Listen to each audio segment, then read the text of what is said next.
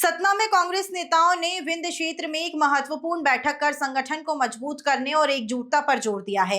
इस दौरान पार्टी के वरिष्ठ नेताओं ने कार्यकर्ताओं से आह्वान किया है कि वे पुराने मतभेद भुलाकर परिवर्तन की दिशा में आगे बढ़े। बैठक में कांग्रेस नेता जीतू पटवारी ने कहा कि पिछली बातें भुलाकर आगे बढ़ना होगा। सत्ता हमें कमाने या घर भरने के लिए नहीं है, बल्कि गरीबों के आंसू पोंछने के लिए चाहिए। उन्होंने कार्यकर्ताओं से आग्रह किया कि वे हर छोटी घटना पर प्रदर्शन करें और पार्टी की सक्रियता बढ़ाएं।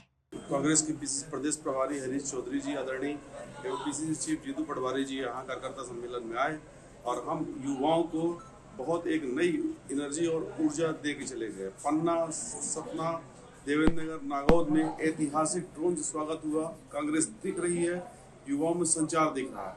मैं कांग्रेस जिला महामंत्री हूँ। अब पूरे हमारे कांग्रेस में एक नया गठबंधन हो रहा है।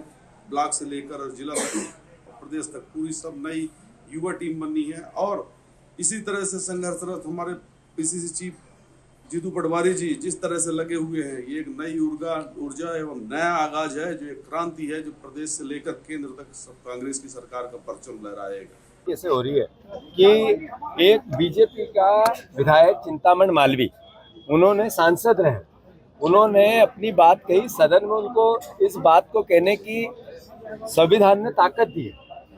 उस बात पर भारतीय जनता पार्टी ने उनको नोटिस दे कहा क्या किसानों की जमीन का जो भूमि अधिग्रहण अधिनियम के संविधान के विपरीत आप लैंड पुलिंग एक्ट लेके आए, वो गलत है।